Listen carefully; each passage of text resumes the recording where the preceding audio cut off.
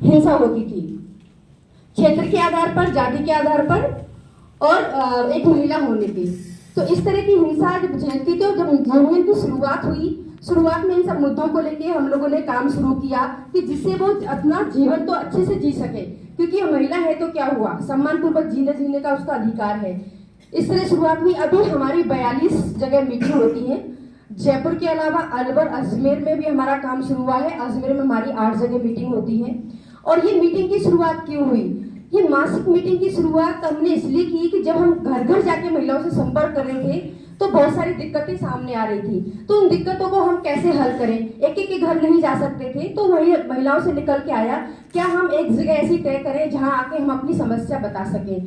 तो ये सभी जो जयपुर के जितने पार्क हैं, पार्कों में हम लोगों ने मासिक मीटिंग शुरू करी।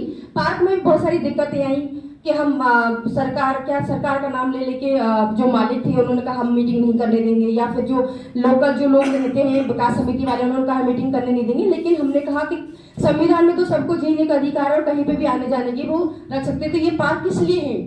तो फिर हम लोगों ने ये लड़ाई लड़ी और हम अब सभी जयपुर में सभी जगह पार्कों में हमारी मीटिंगें होती हैं।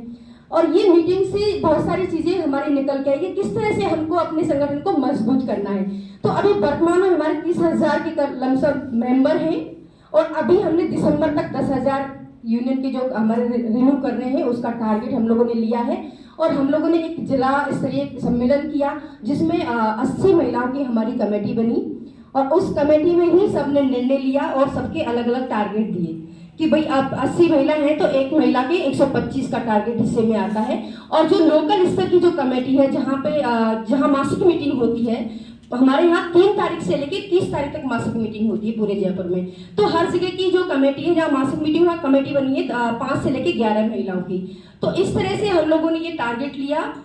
और जो अभी जो वर्तमान में हमने जो शुरुआत करी थी, बहुत सारी दिक्कत थी राजस्थान के अंदर, तो हम लोगों ने न्यूनतम वेतन कानून एक उसमें घरेलू कामगारों के लिए यहाँ बना है राजस्थान में, उसकी लड़ाई लड़ी और वो हम लोगों ने बनवाया।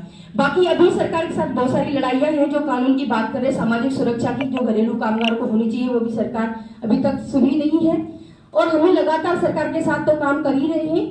दूसरा जो अभी हम जो महिलाओं के साथ जो काम कर रहे हैं घरेलू कामगारों के साथ, उसमें हर तरह हमने सोचा कि किस तरह से और इसको बदलाव की तरफ लिया जाए। तो उसमें हमने पूरे परिवार को साथ में लिया और हमने बेटियों के साथ भी काम शुरू किया, उसके बच्चों के साथ भी काम शुरू किया। उसी में ही हम लोगों ने देखा कि अभी महिला है वो किस तरह से अपने घर को देख रही हैं। जब पति है, बच्चा है, किससे, तो पहले तो क्या वो बच्चों को पढ़ाते नहीं थे। अगर गांव से आएंगे, पूरा परिवार गांव से आया तो बेटी को भी काम पे लगाएंगे और बेटे को स्कूल भेजेंगे। लेकिन लगातार जब हम लोगों ने मीटिंग करी, ट्रेनिंग करी, तो फिर बेटियों को भी अभी स्कूल जाने लगी हैं बेटियां, और बेटियां पढ़ के डिग्री भी हासिल करी है। होटल मैनेजमेंट का कोर्स किया, आज दुबई में भी नौकरी कर रही है, ये संगठन से सोच लेके। तो इस तरह का बदलाव भी हमारे यूनियन में आया है। और दूसरा जो महिलाएं, पहले हम लोग खुद जा जाके बातें करते थे हर केस को लेके, चाहे छोटी सी बात होगी। अभी अपने स्तर पे तो महिलाएं मासिक मीटिंग भी करने लगी हैं।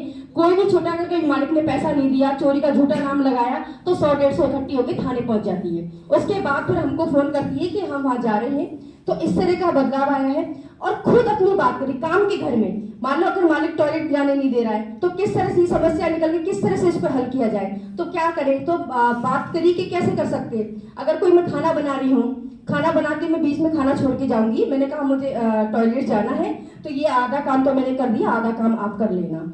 तो फिर इस तरह की जब बात हुई तो मालिकों को लगा कि ये तो आधा काम हमारे ऊपर छोड़ के पर वापस नहीं आएगी, कि नहीं आऊंगी, कि दूर से चल के थोड़ी वापस आऊंगी। तो फिर कहने लगे कि नहीं ठीक है, तू टॉयलेट हमारे टॉयलेट को यूज कर, लेकिन पानी डालना, साफ करना। तो इस तरह से छोटी छोटी जो जीत वो हासिल करी, वो बहुत मुश्किल था लेकिन किया। और आज पूरे जयपुर के अंदर महिलाएं अपने बहुत मतलब कम ऐसे घर होंगे जिसमें टॉयलेट जाने नहीं देते, खुद मालिक खुद ही कहते हैं कि हमारे टॉयलेट में आप जाओ। और दूसरा नाम से बुलाते हैं, पहले भाई कह के बुलाते थे, अब नाम से बुलाएंगे, दीदी कहेंगे, और कुछ तो मैडम भी बोलते हैं। इस तरह से ये बदलाव हमारे यूनियन की वजह से आया। दूसरा जब काम के घर में वो जाती है तो पैसे की बात की, पहले मालिक ने कहा कि इतने पैसे दूंगा, ये काम करना पड़ेगा। अब महिला कहती है इतने पैसे लेंगे और ये इस काम के इतने पैसे लेंगे। तो इससे सरकार ने भी न्यूनतम वेतन में बढ़ोतरी करी और महिलाओं ने अपने स्तर पे भी पैसा बढ़वाया है। बोनस, हर साल वो बोनस की मांग करती हैं और वो बोनस लेती भी हैं।